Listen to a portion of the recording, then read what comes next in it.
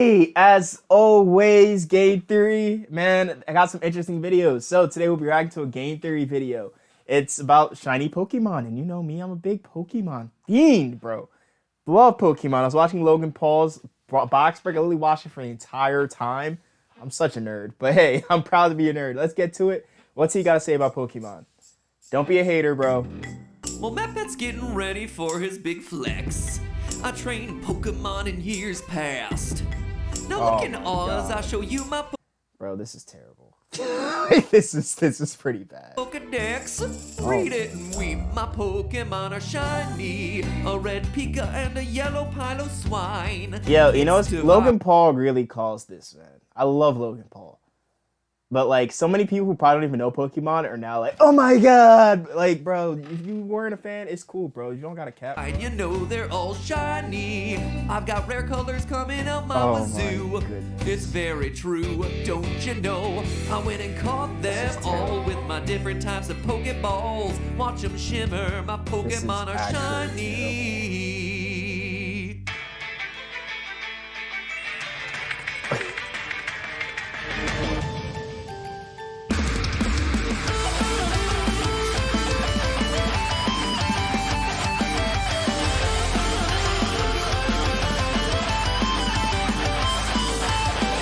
Game Hello Internet, welcome to Game Theory. Today we're gonna talk about how all your shiny Pokemon are doomed to die. If you're not already familiar, shiny Pokemon are the rare variants of your favorite cuddly pocket monsters that have a different color palette than the other members of their species. Black Charizards, blue Ponytas, golden Magikarps, cause let's be honest, anything to make this useless fish even remotely cool is a welcome change. But catching these guys comes with, well, a catch. Finding shinies has truly amped up the difficulty of catching them all, considering their appearance rates have been reported to anywhere between 1 in 500 to 1 in 8,192. No way. When I say that these guys are rare, I mean... Then at that point, it's like, why even find a shiny They Pokemon? are rare. Now, it's tempting to just write this off as yet another way to make Pokemon sticky for the player. Give them more things to chase, more rare things that'll deliver a satisfying shot of dopamine into the brain, yet another badge of honor that you can lord over all your Pokepals, and most importantly of all, more things to love and cuddle and buy as merch at your local Spencer's Gifts. But here's the thing, friends. Shiny Pokemon are real. Or to put it more correctly, this is actually a place where Pokemon mirrors real-world biology. Throughout the animal kingdom, there are real-world shinies, rare cases of animal appearing in unusual colors. And to understand why your favorite shiny is doomed to die a tragic death, well, we have to look into the science of what's really going on. When it comes to real-world shiny animals, you're probably familiar with some of the more common examples, like the black sheep. Yeah. We're two misunderstood souls. Everyone else is a phony. But while you probably already knew that Bro, I love this guy's videos. your dark-colored shiny Wooloo was based in reality, some others are so rare that not even the Pokemon fandom pages have made the connection. For instance, did you know that Clauncher is probably most directly inspired by the blue lobster, an animal so rare that it has about a 1 in 4 million chance of appearing. It makes the game's 1 in 8,000 chance for a shiny encounter seem pretty good. A little less dramatic than the blue lobster are mammals like the black-backed jackal, which normally looks like this. Note the black-colored fur on its back, but there are shiny variants that look like this, with a reddish-colored fur. Same thing with giant pandas. Where you'd normally expect them to look black and white, there is one panda in known existence that was born with reddish or brownish fur. And similarly, you got badgers, who are most commonly black, but very rarely you'll see one with reddish-brown fur. Of course, it's not just seafood and mammals that'll show up with unusual pigmentation either. Take, for instance, the ball python, which normally looks brown and black, but occasionally appears with white skin covering most of its body. A rare variant that, like a shiny Pokemon, is highly sought after by collectors. Which brings us back to our original question. What is it that makes these animals appear in unusual colors, and why are they so rare? Well, it all comes down to genetic mutation. Whether it's a mutation that causes extra proteins, like in the lobster. You know what's crazy? I know all this, bro.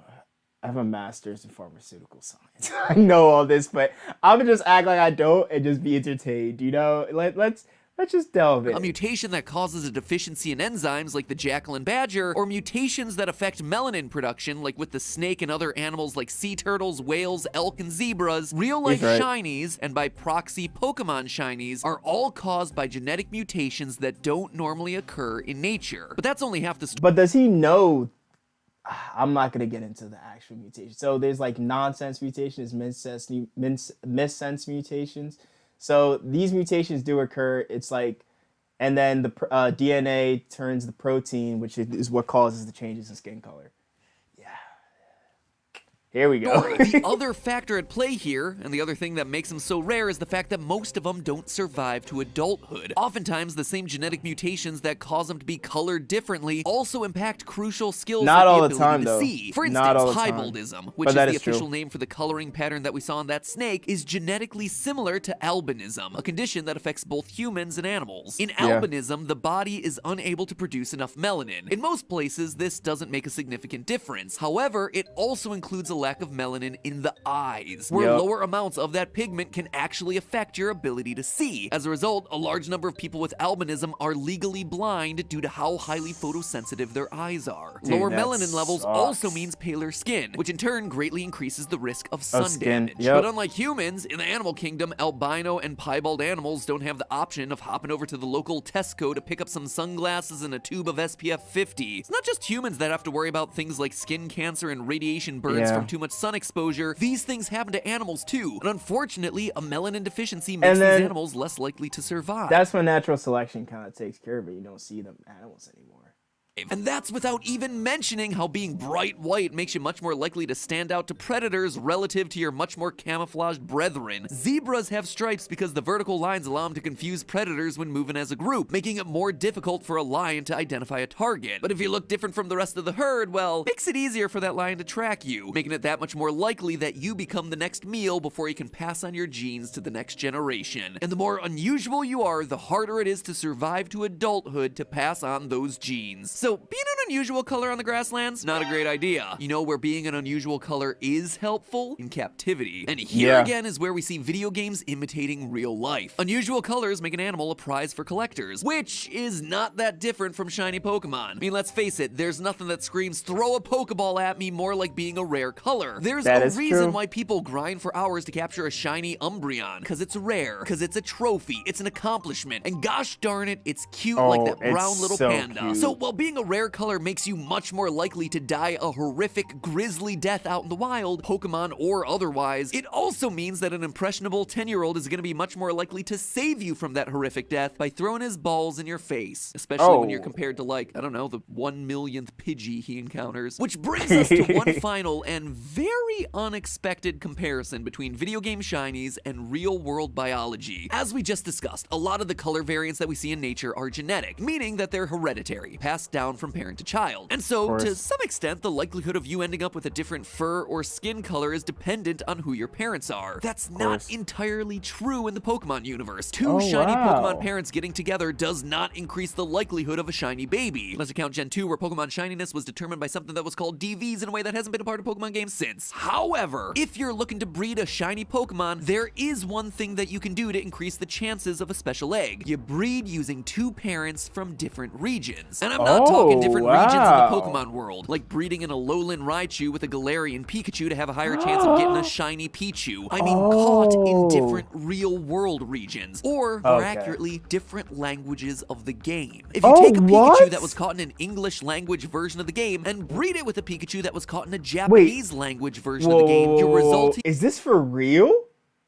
Bro. Pichu is 5 times more likely to be shiny than if you just bred two Pokemon caught in the English language versions. This method of shiny hunting is informally known as the Masuda method, named after Game Freak director Junichi Masuda, who programmed the mechanic into the game starting with Gen 4 and documented it in his blog. It's a lesser-known mechanic that was designed to bind international Pokemon communities together, encouraging you not only to trade Pokemon with your friends, but to make new friends with people who play the game in different languages and trade with them. Pro tip, by the way, if you got a friend who does have a different language version of the game from you, get them to trade you a Ditto specifically for shiny breeding purposes. The Masuda method seems to suggest that Pokemon that are more different from each other are more likely to produce a shiny Pokemon. That a Spanish Charmander and a Japanese Charmander have a special certain chemistry that makes them 5 times more likely to produce shiny Charmander offspring. I mean, it makes does that sense. square with reality? As it turns out, no. In fact, it's quite the opposite. A lot of real-life shinies are the result of inbreeding. For example, real. Remember the brown panda that I mentioned earlier? According to scientists who discussed the brown panda in Nature magazine, one of the most plausible explanations for the brown panda's origin is inbreeding, a lack of genetic diversity. As pandas become increasingly rare, there's less and less variety in the gene pool, and so it's harder and harder to find pandas to breed with that aren't in some way related to you from a few generations back. That whole lack of genetic diversity leading to a weird coloring is actually something that's happened in humans. The Fugates are a family that lived in the hills of Kentucky and were commonly known as the Blue Fugates, or the Blue People of Kentucky, because for many members of their family, their skin was literally blue. See, that's how no, this is not photoshopped. No, this is not distorted in any way. This is the actual color of their skin. You see, they have a rare genetic trait that leads to the disease METHEMOGLOBINEMIA, which causes blue skin. The cause for this genetic abnormality? Well, for a period of about 200 years, the Fugate family was largely isolated from the outside world in a remote part of the Appalachian Mountains, leading to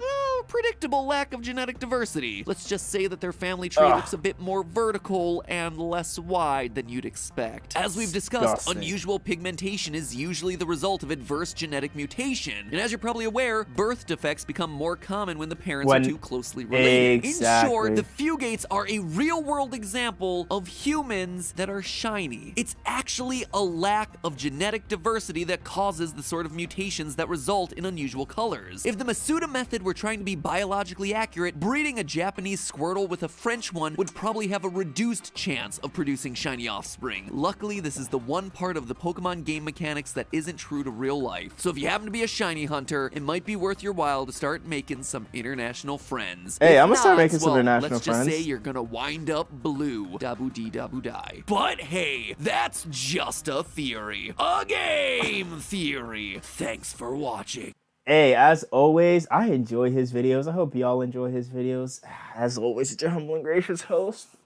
I'm about to sign off, baby. Stay blessed, stay clean, stay beautiful. Bye.